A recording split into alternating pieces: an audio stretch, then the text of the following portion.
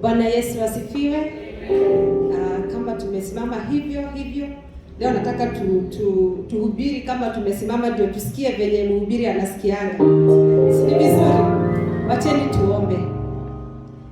Our mighty God, in the mighty name of Jesus, we come before you this morning. We enter your gates with thanksgiving in our hearts. We enter your courts with praises this morning. We cannot thank you enough for what you have done for us, O God. We give you all the glory and all the honor, Jehovah my Father. Thank you that we are alive this day, that you're going to minister to us this day, Jehovah God. How I pray that you will use me this day. You will talk to your people using me, because I'm just but a vessel, O God. How I pray that you will prepare our hearts, O God, even to receive from you, Jehovah my Father. We want to thank you because your word is alive. Your word works in us, O God. I want to thank you because of the scripture we have always been given by our pastor every day. That today your word said that you are our refuge and that your word works in us, O God. Allow your word to work in our life this morning. We thank you and we give you all the glory and all the honor. For in Jesus' name we pray and believe. Amen. Amen. You may have your seats. Sitaki mchoke sana. Bwana asifiwe. Kwa majina naitwa Magdalene Maina or Pastor Maggie. Yesterday night I slept when I was saved, and I woke up when I'm saved, and I'm still saved. Amen. It is good to stay saved, because it is just by the grace of God that I am saved this morning. Today, I'm the vessel that God wants to use. And those who are following us online, and those who will see this message later, we want to welcome you to Open Blessing Church Kamulu. We are under Reverend Maina, who is really commissioning us for the Great Commission. Praise God. So he's really working on us. He's really nourishing us so that we can be ready to go out there and spread the word. Amen. So it's upon every one of us to be ready. All that we have been taught, we have been shaped, that we will be able to spread the word of God, to do that great commission, the purpose of which we are in this land. Amen. Today we are going to read the word of God from the book of 1 Kings. 1 Kings chapter 19. 1 Kings chapter 19 and verse 13 to 17. I hope you are all there. And because of COVID, there's a time our pastor used to tell us, you stay next to somebody who has a Bible. But now, make sure you carry your Bible, whether it is on the phone, whether it is you carry it physically. So make sure you carry your Bible every day, every Sunday, and everywhere. Amen. We are going to read from verse 13 of 1 Kings.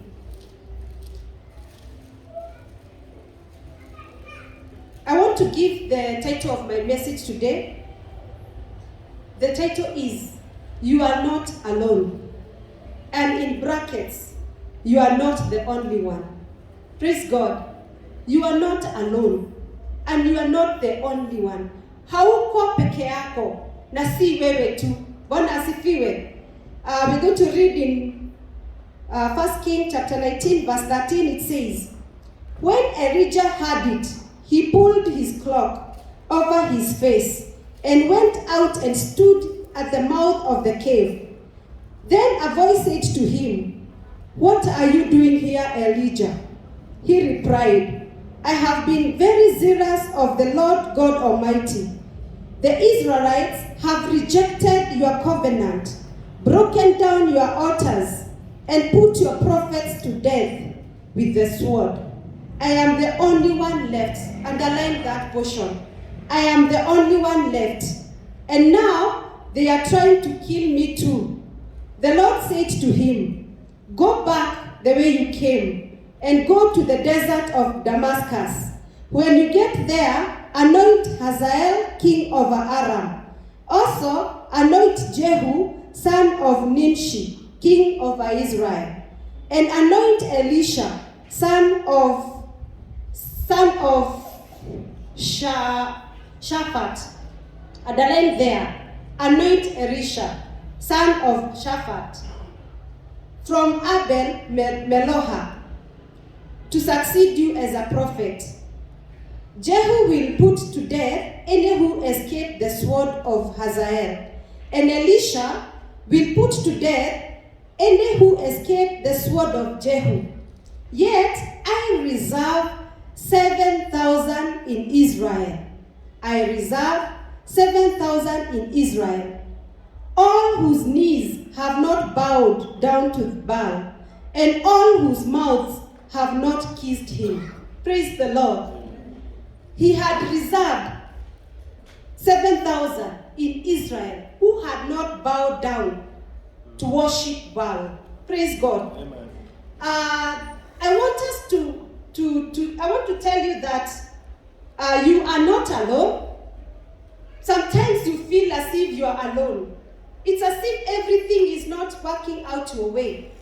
But I want to tell you that you are never alone. God says He will never leave us, and He will never forsake us. I want to start with the portion that says that you are not the only one. Praise God. God still has His remnants. And my question to you today, are you part of God's remnants? Who are remnants? It is a small minority of people who will remain faithful to the word of God and to the things of God. A small minority of people who remain faithful to God. Watu wadogo wale Mungu wanabaki wakimsifu Mungu, wanabaki wakimwamini Mungu. Bwana asifiwe. That is what we call remnants. My question is, God still have remnants today? Are you part of the remnant of God, who will faithfully carry the torch of God? The Bible says that we are the salt of the world. The Bible says that we are the light of the world. Sisi ni taa katika dunia.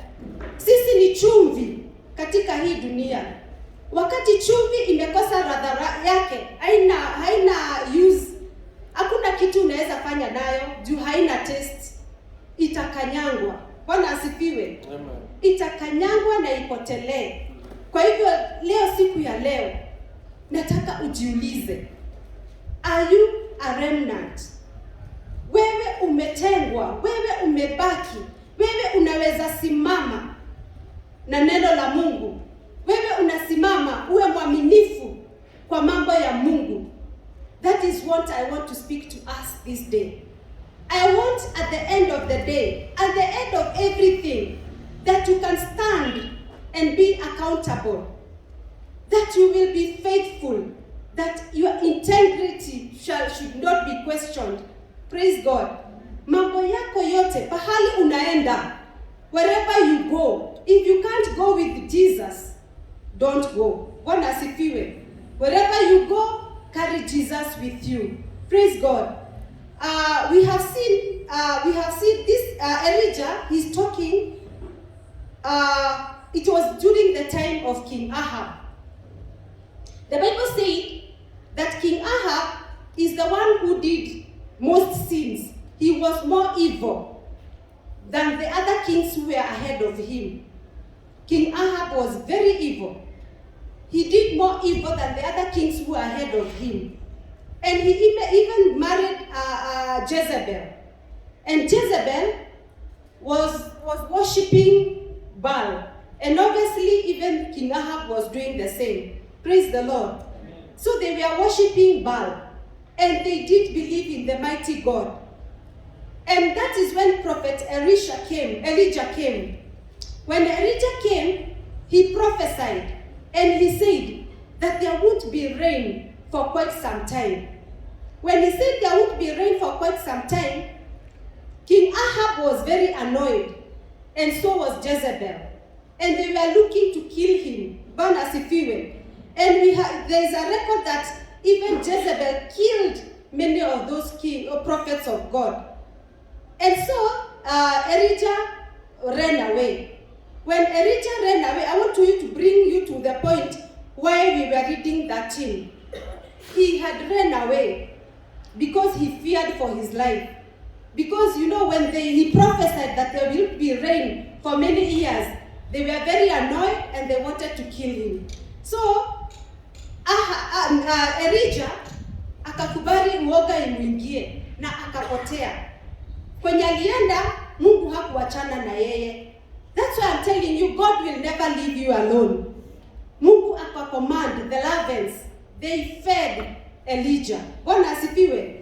Walikuwa wanamfeed, hakuumia. God made sure that Elijah was taken care of by ravens. You can imagine a raven, the way everybody describe it as, it is very mean. It cannot give you food. It will finish for you food. It can. Have you ever gone to weddings? Na umebeba makuku hivi, inakuja inachukua. Can you imagine? God used that. And he made sure it is the one which was feeding Elijah. And so he survived. And so he was able to come back. I want to show you a remnant. There are so many remnants of God. There is this guy called Obadiah. You can read it in 1 Kings 18. It says that Obadiah was an administrator in Ahab's palace. But Obadiah feared God. He served God even in his youth. And you know what Obadiah did? He was a remnant. Alihakikisha he saved 100 prophets from being killed by Jezebel. And he hid them in 2 caves, 50-50. And he was serving them. He was feeding them. Now imagine, alikuwa wapi? He was an administrator in the palace of the queen and the king, Ahab and Jezebel. But when Jezebel was killing the prophets, the Bible says that Obadiah, he hid 100 prophets in caves. Na akawaficha 50-50 of them. And he was feeding them and taking care of them. That is a remnant. Bwana asifiwe. Huyo ni mtu Mungu amemtenga. Katikati ya hao watu walikuwa, Biblia inasema walikuwa waovu. Walikuwa wanatenda evil. Walikuwa wana worship Baal. Alitenga Obadiah. Na he used Obadiah. And that is the same Obadiah. When Elijah was coming back from his hiding place, akakutana na Obadiah. Na akamwambia asamon Ahab. Akuja wakutane. Now Obadiah was not very comfortable about that. Remembering that the way Ahab and Jezebel were looking for Elijah, alafu yeye amwambie atukuje wambie king akuje. And you don't know, he was fearing he might go call the king that Elijah is here. And then you don't know where the Spirit of God will take Elijah. And maybe when Ahab come and doesn't meet Elijah, he will be very annoyed. So Elijah told Obadiah to summon the king that they meet. But he obeyed. And so that is where you find that they went into Mount Carmel. When they went to Mount Carmel, you know what happened. He told all the Baals to come, the prophets of Baal, 450 of them. And he was the only one prophet of God. And you know how the story goes. How he poured water in that altar and made the Baal to call their gods. And the gods were not able to bring fire on that sacrifice. Remember, that is God who brought fire when Elijah called upon God. It is God who brought fire. Praise God. Yani God came for Elijah when he called him. And still, after after all that what Elijah had done, he experienced the presence of God. Akaona vile Mungu alimfanyia. Akaona aliita Mungu na Mungu akakuja, akamhudumia. But bado aliogopa. Bwana asifiwe. Bado aliogopa. After all that was done, you know, Elijah thought venye alifanya hivyo, watu wataendelea kumwogopa Mungu, watu watamheshimu Mungu, watu watafuata Mungu na waache njia za worship the Baal. But that is not what happened.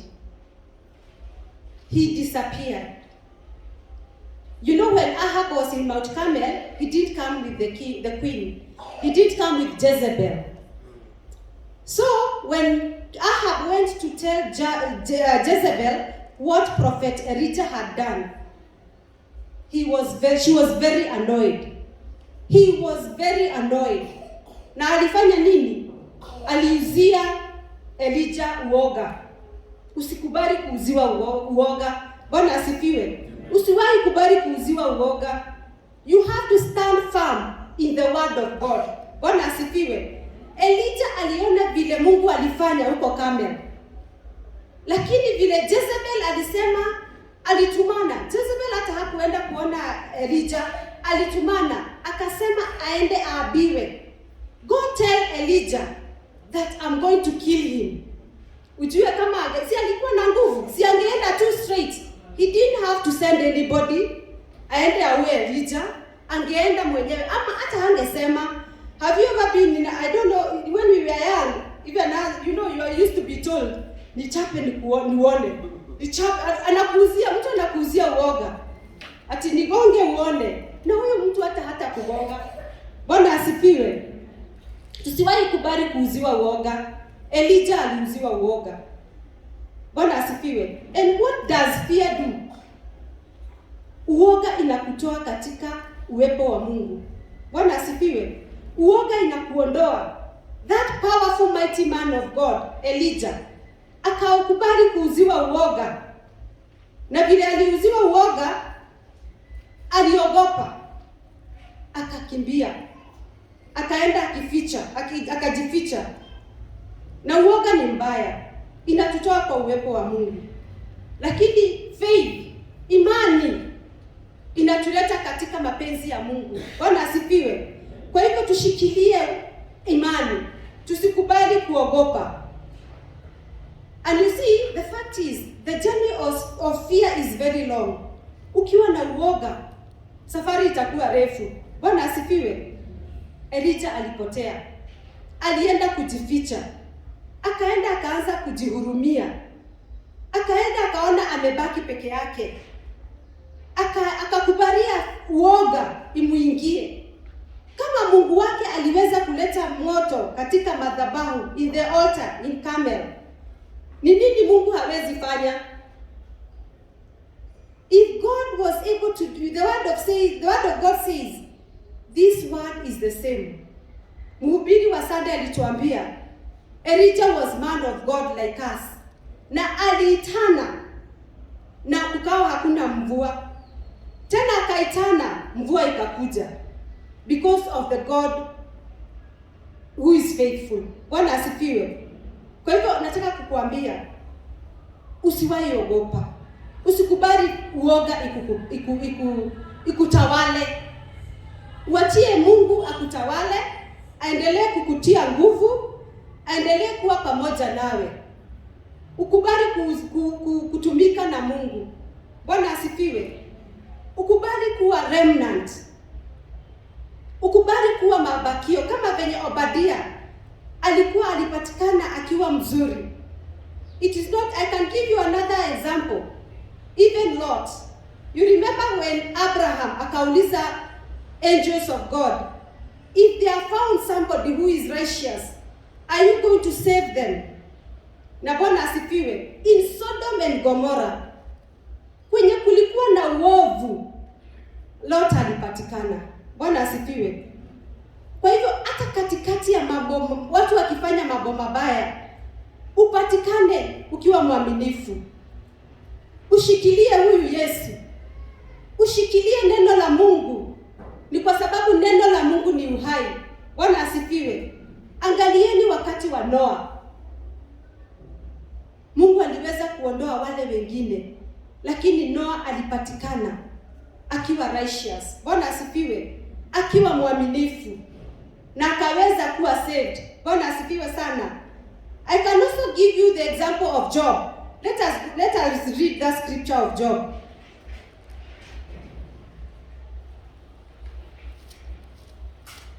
Job chapter 1.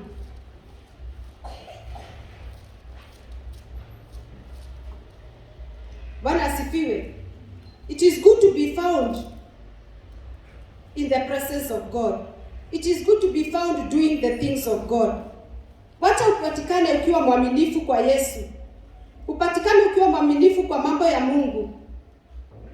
Job chapter 1 says,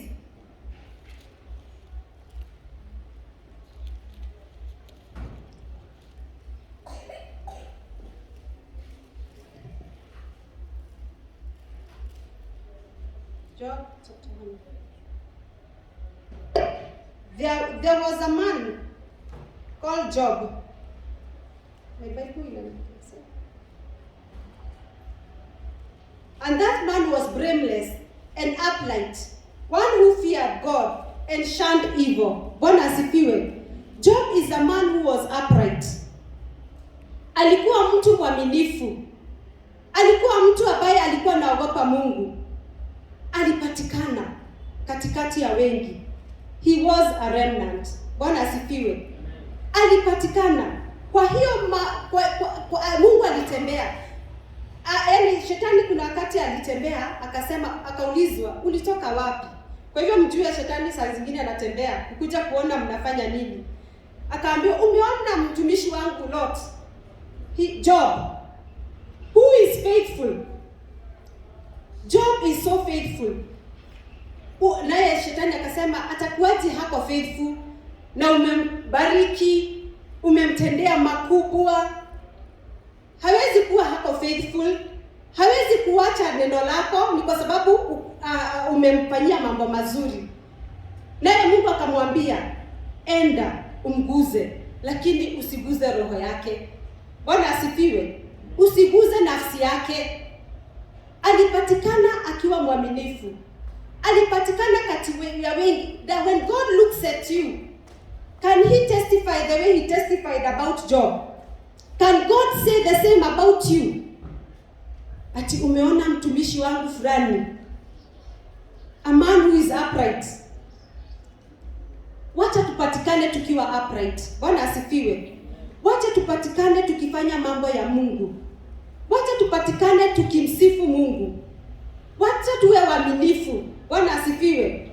Wacha tukubali kutumika na Mungu, na Mungu atakuwa watu kwa kutubariki. You know, God's remnants are those who serve the God of their church, not the church of their God. Bwana asifiwe. The remnants, they are those who serve the God of their church and not the church of their God. I hope you get that. You serve God. You serve God. The God who is here. The God who has done so many great things. Bwana asifiwe. Serve that God. Ukubali kutumikia Mungu na acknowledge mambo ya Mungu. Useme Mungu tu ndiye anaweza kukuongoza. Upatikane ukiwa mwaminifu. Tunaona ya kwamba wakati Elijah alijificha na Mungu akaongea, the word of God came. When the word of God came, na in the word of God akaulizwa mambo kadhaa. But here we found that God himself now came. Akamuuliza. He came through the earth, kwanza akakuja kama wind, but God was not in the wind. Then there was earthquake, but God was not in the earthquake. And then you can read in verse 11. Then a great powerful wind tore the mountains apart and shattered the rocks before the Lord. But the Lord was not in the wind. After the wind, there was an earthquake. But the Lord was not in the earthquake. After the earthquake came fire, But the Lord was not in the fire. And after the fire came a gentle whisper. Bwana asifiwe. Hii ni kusema Mungu hatawahi kukuacha. Mungu hakuacha Elijah. Hata wakati Elijah alikubali uoga imuingie, Mungu hakumuacha. Alikuja na akajionyesha. Kwa hivyo hata haijalishi unapitia mambo gani, saa zingine unasikia ni kama Mungu alikuacha, ama unajiuliza mambo mengine inakutendekea, unajiuliza Mungu ulikuwa wapi? Bwana asifiwe. Mungu ulikubali hii yote niyapitie aje? Saa zingine Mungu anakubalisha kitu upitie jambo ili akujenge. Bwana asifiwe. Tukubali kujengwa na Mungu. Tukubali kuundwa na Mungu. Ni kwa sababu sisi ni watoto wake. Unajua wakati una discipline your child, si ati vile unamchukia, unataka kumjenga, si ndio? You want to straighten them. Saa zingine Mungu anatupitisha mambo ili atujenge ama ili atutumie ku-encourage wengine. Bwana asifiwe. Vitu nyingi tunapitia, si ati Mungu amekuacha. Anataka uwe very strong. Anataka usiwe na uoga. Anataka uwe wa baraka kwa mwingine. Anataka uwe wa kucomfort mwingine atapitia hiyo hali. Bwana asifiwe. Kwa hivyo hakuna wakati Mungu atakuacha. Wakati wowote Mungu ako pamoja na wewe. Na ndiposa when Elijah heard it, he pulled his cloak over his face and went out and stood at the mouth of the cave. Then a voice said to him, "What are you doing here, Elijah?" Bwana asifiwe. Saa zingine ukienda kwa room yako ama kwa pahali umejiweka, umeona ni kama hakuna mtu anakujali, Mungu anakuuliza unafanya nini hapo? Na Mungu hajaibadilika. Na Mungu atakuhudumia, hata hakuna jambo ambalo anaweza kushindwa. Bwana asifiwe. Kwa hivyo usijitenge, usijihurumie. Mungu hatawahi kukuacha. He replied, "I have been zealous of the Lord God Almighty. The Israelites have rejected your covenant and broken down your altars, and put your prophets to death with the sword. I am the only one left, and that now they are trying to kill me." Ilifika pahali Elijah akajiona ni kama ni yeye amebaki peke yake. Aliona sasa kila mtu ameuliwa, mambo yote ni kama imeisha. Ushaikuta pahali unaona ni kama dunia imekuishia. Ushaifika pahali hata huna pesa ya nini wala nini. Ushaikuta watoto wako wamekusumbua, unashindwa ni aje. Na yet Mungu anasema hawa ni vipawa, they are gifts. Bwana asifiwe. So unajikuta ni kama unaona uko peke yako. Unajikuta ni kama umeachwa na kila mtu. Bwana asifiwe. God will always send somebody. In the life of Elijah, God sent Elisha. Why did he send Elisha? He sent him as a friend. Bwana asifiwe. God will send you friends. God will send you somebody to encourage you. God will always bring somebody in your life to encourage you. He will always bring an Elisha to continue even with the work you are doing. Bwana asifiwe. You are never alone. You are not the only one. Si wewe peke yako, kuna Elijah. Bwana asifiwe. Na si Ahab peke yake. Suliona alimwambia aende anoint Hazael king over Aram and anoint Jehu of Nimshi king over Israel. Ni kwa hivyo Mungu alikuwa na mpango. Hiyo ilikuwa ya kutia Elijah nguvu. Ajue kutafika na siku ataondoa Ahab kama mfalme. Bwana asifiwe. Na ataleta Jehu awe mfalme wa Israel. Bwana asifiwe. Tunaona anasema ati you anoint Hazael king over Aram. Remember, those are the enemies of Israel. So God can also command the enemies and silence them. Bwana asifiwe. See, you are the enemies of Israel. Na bado anaambiwa aende anoint Hazael king over Aram. Ni kwa maana God can command even your enemy. He can silence your enemies and they will not fight you anymore. God anointed Jehu. God told Elijah to go and anoint Jehu. In the spiritual realm, alikuwa anaministia Elijah. Alikuwa anamuonyesha asiogope. Asiogope ni kwa sababu God is in control. Tell your neighbor that God is in control. God is in charge. Bwana asifiwe. God is in charge. He is in control. He brought Elisha in the life of Elijah as a friend, to stand with him, to be his servant. You know, the Bible says that the servants or the leaders were washed hands. Remember when Jesus was washing the disciples their feet? There was a custom. You wash your servant, you wash your leaders' feet. And so Elisha was the one to wash the feet of Elijah. Just the way Jesus washed the feet of his disciples. Alifanya hivyo kwa nini? Alikuja hapo kuonyesha si wale wakubwa tu wataoshwa miguu.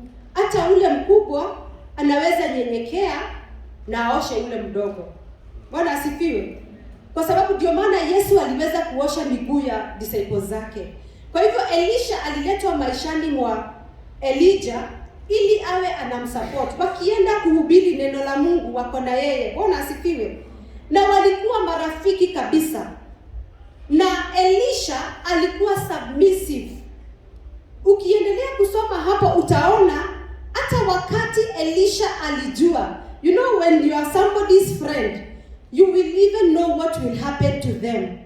Elisha alijua kunafika wakati Elijah ataenda. Bwana asifiwe. Alijua. Na hata wakati walikuwa wanatembea wanakutana na manabii. Na manabii wanamwambia, do you know that that Elijah is going to be taken away? Na Elisha anawaambia, I know. Ninajua. Na ikafika pahali hata Elijah alikuwa anaambia Elisha asimfuate. But what did Elisha do? Alishikilia. Bwana asifiwe. Alishikilia, alienda, alimfuata. Alimfuata mpaka wakati ule alimuona akienda. Bwana asifiwe. Na alishikilia ndio apate double portion. So we should not allow fear to make us disappear. Tukubali kushikilia Yesu. Tukubali kushikilia neno la Mungu ili tukaweza kutap baraka za Mungu. The God we serve, he will never leave us. Hata wahi tuacha, hata kubali tuachwe hivyo kama yatima. And that's why he brought the helper, the Holy Spirit. Allow the Holy Spirit to be there for you. Allow the Holy Spirit to control your life. Bwana asifiwe. You are not alone. God brings people to stand with you. Just the way Elijah aliletewa Elisha. And even if everybody fails you, remember God will never leave you. Hallelujah. God will never leave you. And there are some lessons I want us to learn from hii relationship ya Elisha na Elijah. Number 1, God provides unimaginable ways. Mungu atahakikisha amekutengenezea njia. Bwana asifiwe. Atahakikisha ataprovide unimaginable ways. Just the way he provided bread to Elijah na kafidiwa na rabbis. They brought him bread and meat and he drank from the brook. And remember, there was famine. So God can provide in unimaginable ways. Number 2, God's power moves with us to bless others. God's power moves with us to bless others. Yaani nguvu za Mungu zinatembea ndani yetu ili tuwe wa baraka kwa wengine. Bwana asifiwe. Remember the poor widow. Alikuwa amesema ako tu na hiyo kidogo. Alikuwa amejiandaa apike, akule na mtoto wake alafu akufe. Lakini nguvu za Mungu usicheze nazo. Mungu hata kukuacha, atahakikisha ameleta mtu akusaidie. God invites us to take part in preparing God's heart and feet to bring blessing to others. Mungu anatutumia tuwe mikono na tuwe miguu ya kuwa baraka kwa wengine. Bwana asifiwe. He uses us. He uses our hearts to be a blessing. Anatumia kila mmoja wetu. Ukubali kutumika. Usikubali mtu awachwe peke yake. Be there for people. Bwana asifiwe. Point number 3, God will always show up. God will always show up. Those are 3 things that you should learn from Elijah. Wakati Elijah aliitia Mungu wake, Mungu hakukubali Elijah awe ashamed. Hakuaibisha Elijah. Alihakikisha show up. Pia wewe, you are the Elijah of today. Call upon the name of the Lord. Mwitie kwa hiyo situation unaenda through, and he will come through for you. And you will not be alone again. Bwana asifiwe. You will never be alone again. God will come through for you. You remember the way we were taught of the great, the I ams. That he is. God is. He is the living water. You will never be thirsty. Our God is the living water. Bwana asifiwe. He is our bread from heaven. Just the way he provided for Elijah. Trust God. He will never leave you alone. He will provide for you bread from heaven. At your point of need, call Jesus. Call upon the name of the Lord. He is one person who will never leave you alone. Alisema hata hawai tuacha. Let us read in the book of Isaiah 41. Isaiah 41.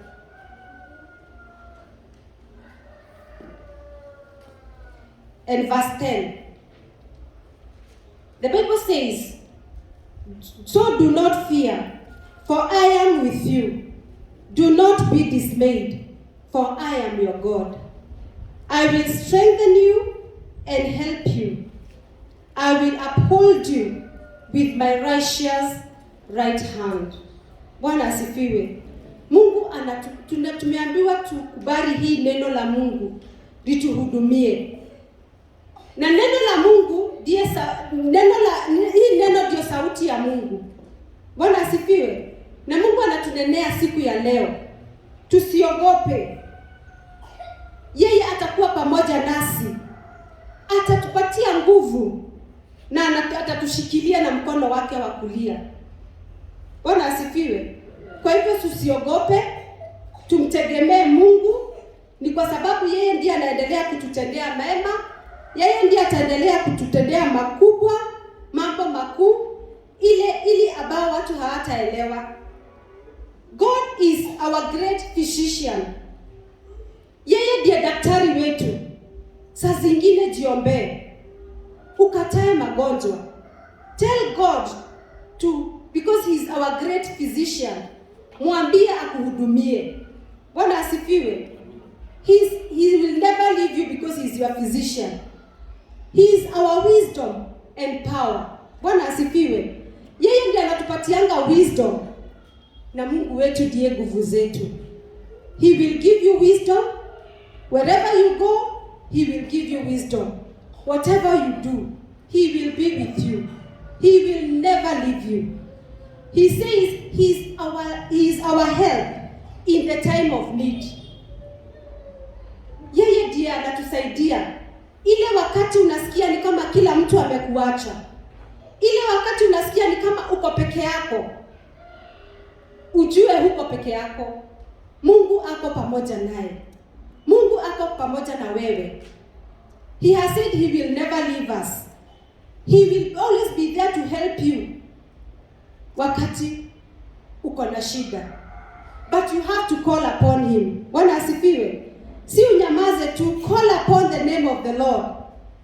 Muite, atakuja. Muite, itia jina lake, and he will come through for you. And he is the way, the truth, and the life. Bwana asifiwe. Yesu ndiye njia. He is the way. He is the truth. Na yeye ndiye maisha yetu. Tukubali tuishi hiyo maisha ya kujua Yesu ndiye kila kitu. Na Mungu hatawahi kuacha. Bwana asifiwe. And he is our shepherd. You remember the work of the shepherd. The shepherd sits at the gate. When all the sheep are brought, he sits at the gate to protect the sheep. So before you get the sheep, you have to deal with the shepherd. Bwana asifiwe. A shepherd anakaa kwa mlango. Ana act kama gate ya hiyo mlango. Kwa hivyo unless you allow Jesus to be your shepherd, hakuna kitu unaweza fanya. You have to allow God to be your shepherd. The shepherd will never leave their sheep to go astray. He will make sure that he feeds you in green pastures. Bwana asifiwe. Atahakikisha amekupeleka pahali kuna chakula. Ukubali Yesu awe shepherd wako. Na sheep ile tunaambiwa ile sheep haina shepherd, it is wild. Bwana asifiwe. Tukubali kuwa sheep, tukubali kukaa kwa zizi la Mungu. Tukubali kufanya mambo ya Mungu. Tukubali kuishi katika hili neno na kutenda venye neno hili linasema. Ndio maana Mungu akikuangalia chini akiwa juu anasema, have you seen mercy? Yeye ni wangu. Have you seen so and so? He is faithful. Will you be found like the remnant? Will you be found doing the work of God? Will you be found being faithful in everything that you do? Bwana asifiwe. Whatever God has given you, even the children you have, ni Mungu amekupatia. And you have to be faithful. You have to do what you have to do. Mungu amekubariki na watoto. Fanya kazi ndio waweze kusoma, si ndio kweli? Fanya kazi ili waweze kukula. Tia bidii ili wapate shelter. Bwana asifiwe. Because Mungu ndiye alikubariki na hizo baraka zote. Lazima you remain faithful. And even in the work of God, be found doing the work of God. Stay faithful to the work of God. The Bible says that God is our city of refuge. Hapo ndio tunajificha kwake. Tusikubali kujificha kando na Mungu. Tukae kwa mienendo ya Mungu. Tukae katika mapenzi ya Mungu. Ni kwa maana Mungu hatawahi tuacha. Na Mungu hatawahi kutuachilia. Bwana asifiwe. Elijah alikuwa anafikiria ni yeye tu amebaki. Elijah alikuwa amefikiria ni yeye tu hajawahi worship the Baal. But the Bible says that there are 1,000 of Israelites wamepatikana wakiwa faithful. There are 1,000 of them who have never worshipped Baal. Kwa hivyo siku ya leo, I want us to encourage us that we remain faithful to God. We stick to God. Bwana asifiwe. We be a true vine. Hallelujah. We be a true vine which bears fruits. Hallelujah. Na tukae ndani ya Mungu. Na tukubali kukatwa. Unajua ile you know when you cut Ukikata a tree, a vine, itashoot, si ndio? Kushoot ni kuzaa, si ndio? Tukubali kusongwa na neno la Mungu. Ni kwa maana hili neno, it is a double-edged sword. It is supposed to put us in fit with God. Kwa hivyo tusikubali fear to reign in our lives. Tusikubali kutoka katika uwepo wa Mungu. Let us remain faithful. Let us be found being faithful. Let us be found in the presence of God. Remember that God will never leave you. And God will never forsake you. And Jesus is all we need. Jesus is all you need. When you have Jesus, you are complete. You are not alone. You are not alone. And God is looking for those remnants. So my question is, will you be found as a remnant? Utapatikana ukiwa faithful. Utapatikana ukiwa mwaminifu. You are not the only one. God has his remnant. Are you one of them? Bwana asifiwe. So this afternoon, I want to encourage us that God will walk with you if you allow him. Do not allow fear to control you. Do not allow usikubali kuuziwa uoga. Ukumbuke Biblia inasema Yesu hata tuacha. Hata saa zile umeona ni kama dunia imesimama, ujue there is a God in heaven. Hallelujah. There is a God in heaven. When you call upon his name, he will come through for you. He will meet all your needs. Everything you need, he has it. Everything you require, God has it. So do not fear. Do not be afraid. Call upon the name of the Lord. Because you are not alone. And you are not the only one. God has his remnants. The question is, are you one of them? May God bless you. As I invite the Reverend to continue from there.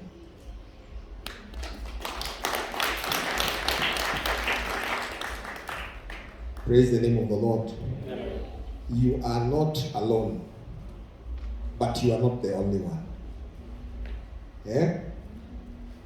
Hebu fikiria hiyo kitu. Sijui kama umeifikiria. You are not alone. Kwa hivyo Mungu ako hapa na wewe, si ndio?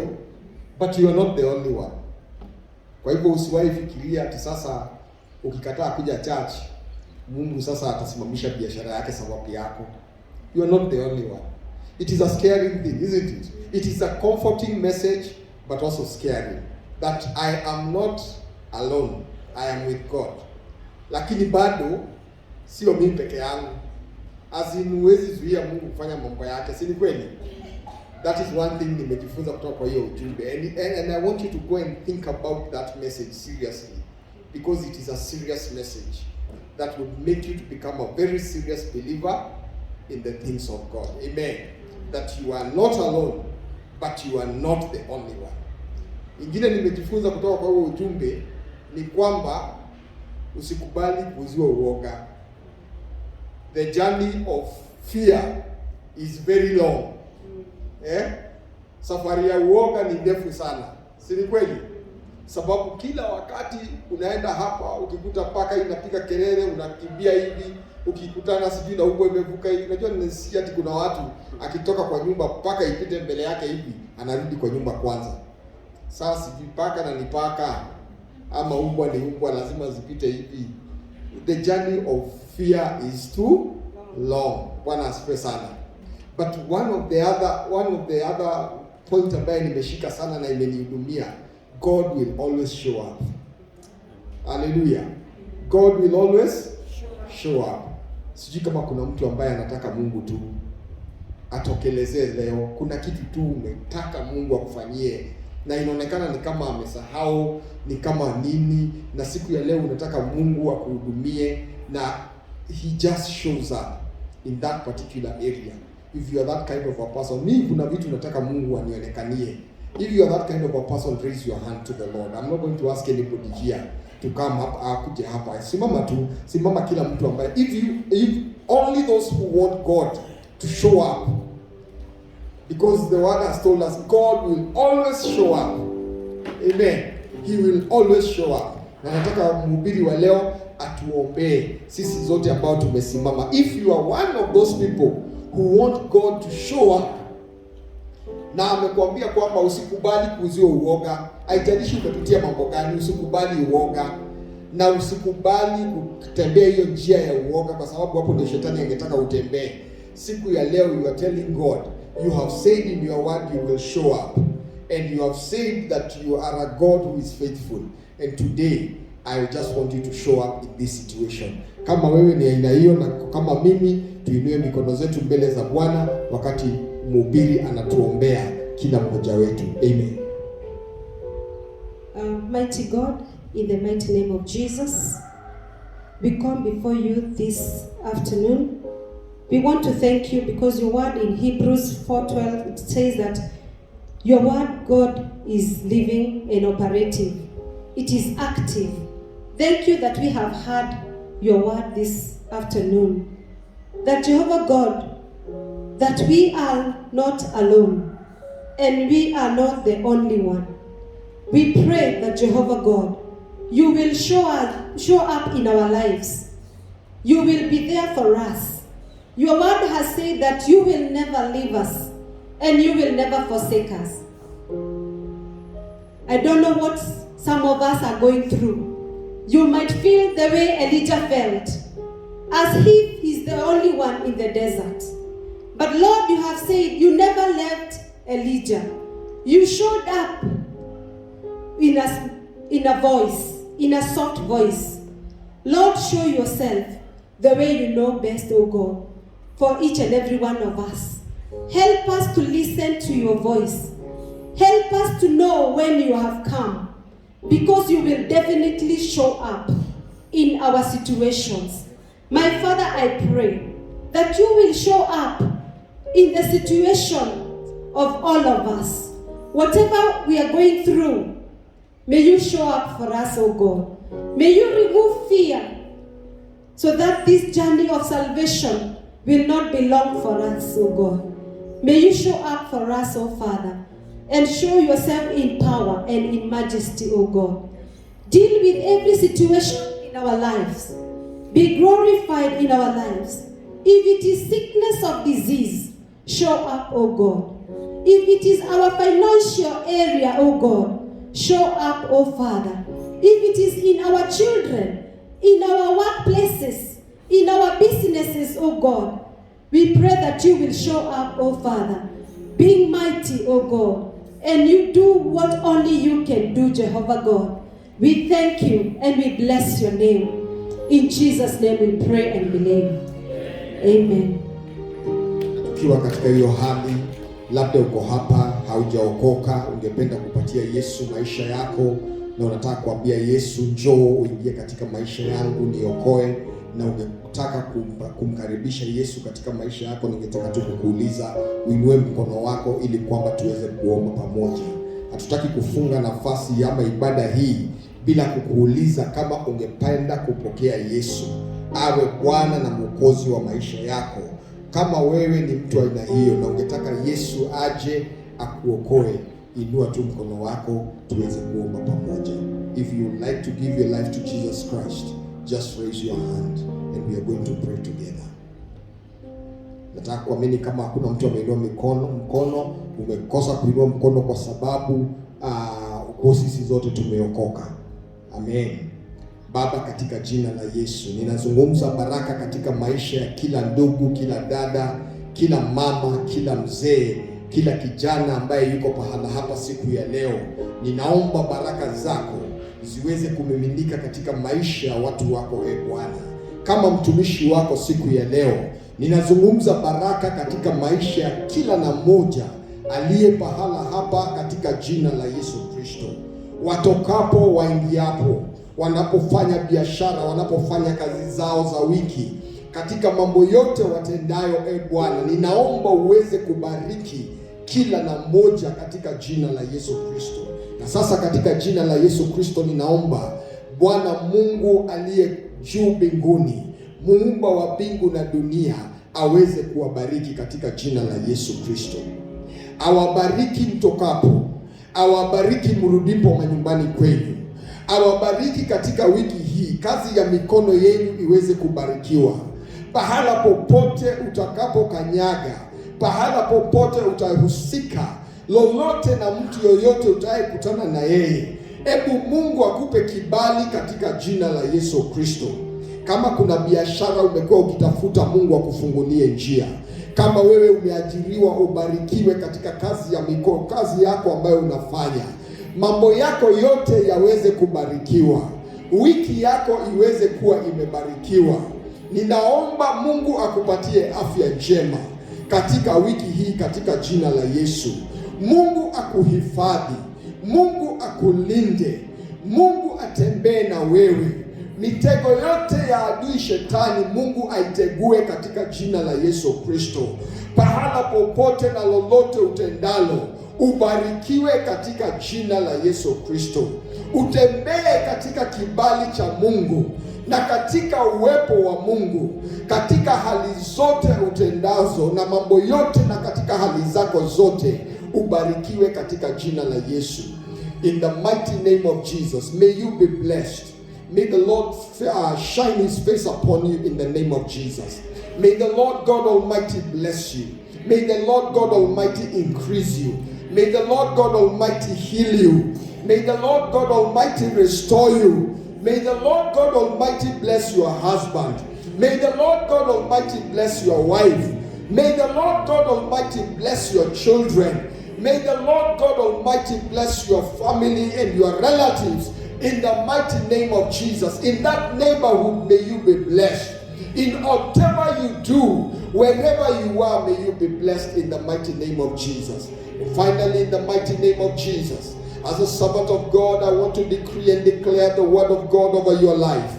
May the Lord God Almighty perfect everything that concerns you in the mighty name of Jesus. I have decreed and declared. And all God's people said, and all God's people said, and all God's people said, and now may the grace of our Lord Jesus Christ and the love of God and the fellowship of the Holy Spirit be with us now and forevermore. Amen. May the Lord God bless you and have a blessed week. Amen.